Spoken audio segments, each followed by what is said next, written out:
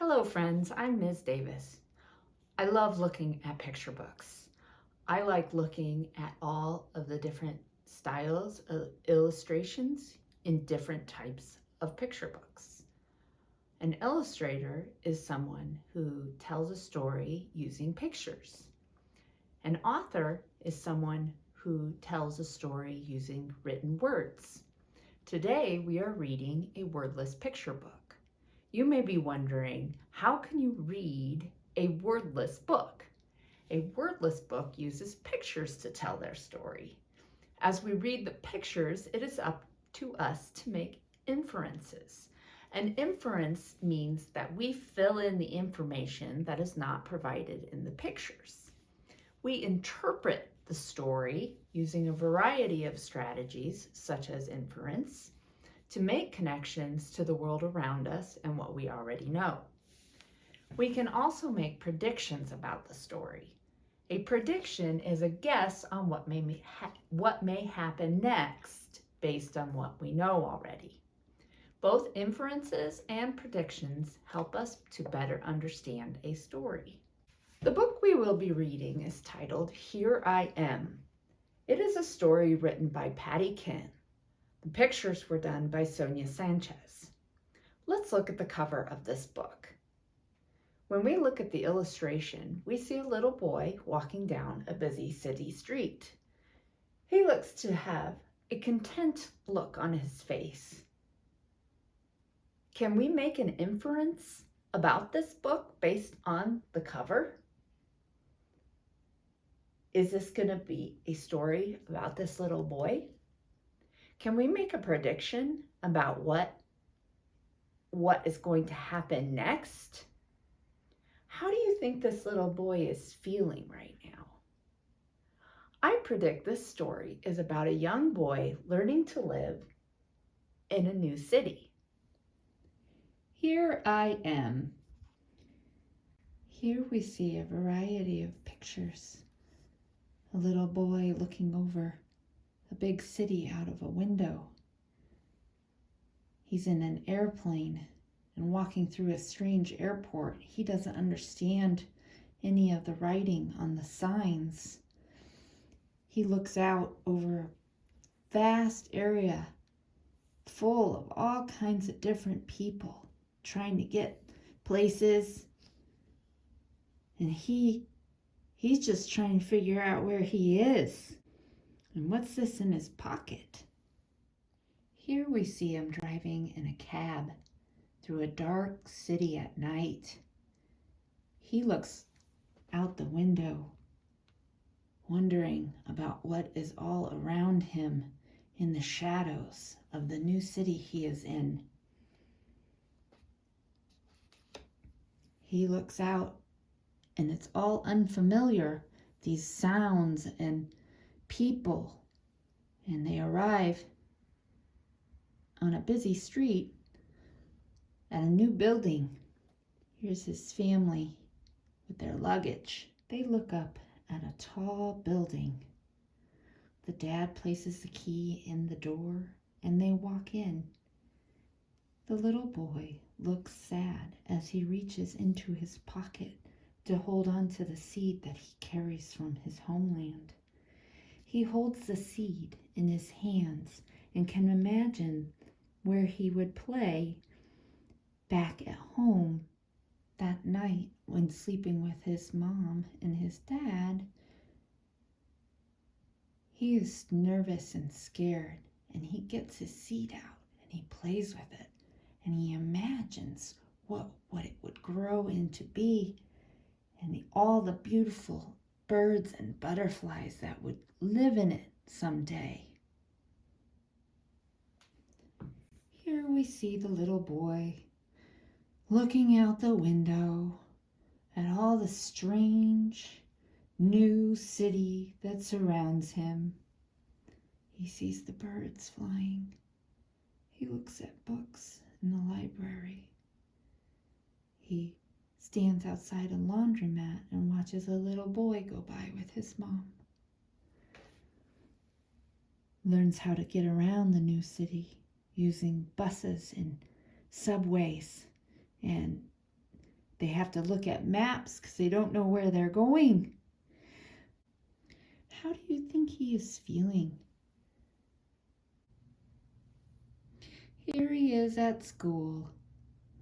All he hears is blah, blah, blah, blah, blah, blah, blah. He does not understand what the teacher is saying. After school, he sits outside alone by himself. At home, he stares out the window, the dreary rainy day, watching the neighbors walk their dogs and the cars go by, and the people on their bikes walking in the rain with their umbrellas. His mother puts a stroller together. He is sitting by the window. He is mad and upset. He is lonely and sad. His mother says, "Come along, we'll go for a walk together." He says, "No, I don't want to go." So she takes the baby out for a walk, and he sits at the window, sad. What do we think is going to happen next? Is he going to see something out his window? Here we see the little boy watching as his mother and sister stroll away. Suddenly he sees a shadow of a figure coming down the street. He wonders what she is doing. He looks out the window and sees a little girl jumping rope. He calls out to her as he's leaning further out the window. What happens? Oh no! His seed falls out. It falls down and it hits the little girl on the head. She looks up, wondering, what was that? Bends over, picks up the seed, puts it in her pocket, and continues down the sidewalk, jumping rope. The little boy is like, "Oh no, she has my seed." Can we make a prediction about what's going to happen next? Do you think the little boy is going to go after the little girl? Do you think they're going to meet? Well, let's look at his face. He is very upset. He did not want to lose his seed. His seed was very special to him. And she joyfully just goes off, jump roping. He gets his shoes on, and he's gonna go after her. Hey, hold on, where's my seed? He is determined to find the girl and get the seed back.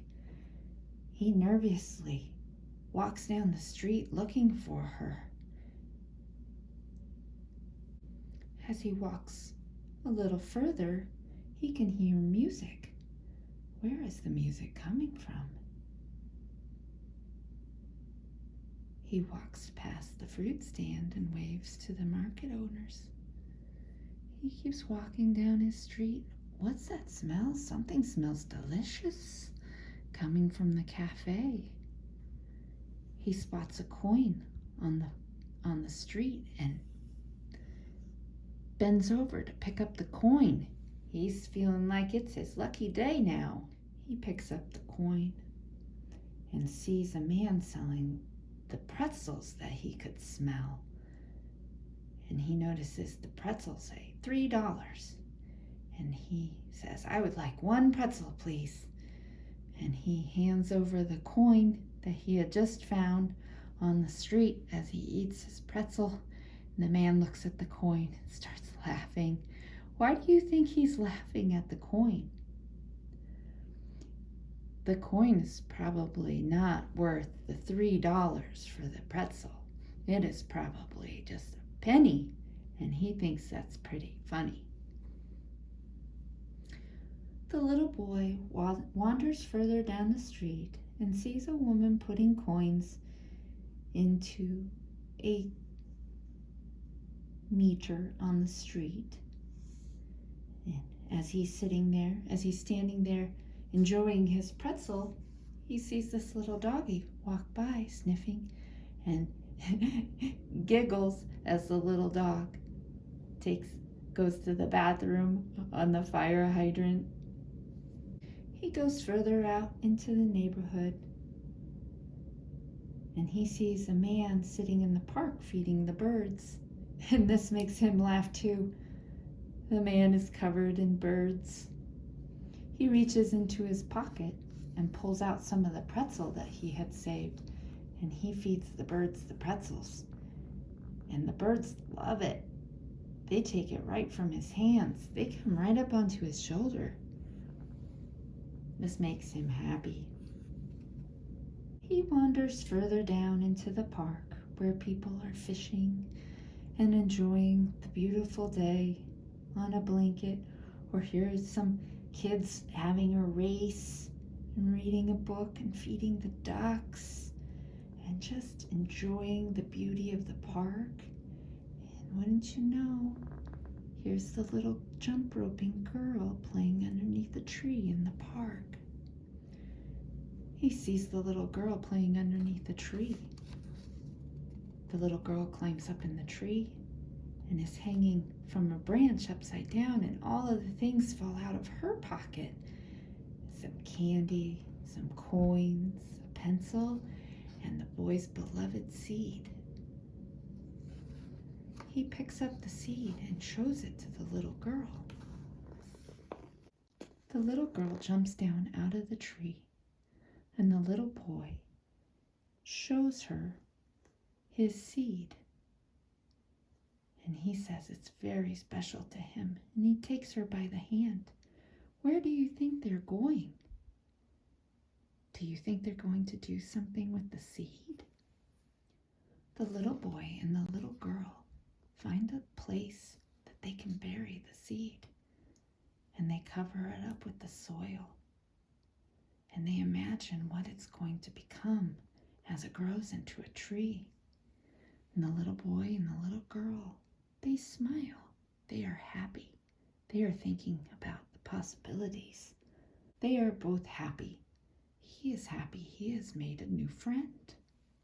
Here he is playing with his sister and his new friend as the seasons change. And they play in their new home. And they watch the tree as it grows bigger. And together they can put a birdhouse in the tree. The last page of this book, you see the little boy looking over a bridge. He can see his reflection in the water below, and it says, "Here I am." This was a beautiful book. Let's do an activity that demonstrates our understanding of the story by developing our own narrative about what may have happened before or after this story occurred. In this activity, we will develop our stories more deeply as we create a prequel or a sequel. A prequel is what happens before, and a sequel is what comes after the story. When planning a story, it is good to have an idea of the setting, the characters, the problem, and the solutions. I want each of you to write down 3 new story elements that you want to include in your story and that ties in to this original story. So using 2 sheets of paper, fold them in half to create your storybook. You should have at least 3 different pictures to tell your story. And in this one, we've done a full picture in the center. So you've got the first page showing him sad, packing up his belongings and holding a picture of his friends. The second picture is him and his friends playing, and then the third is the problem is the friend giving him the seed to give him so that he's reminded of his home when he goes to his new home.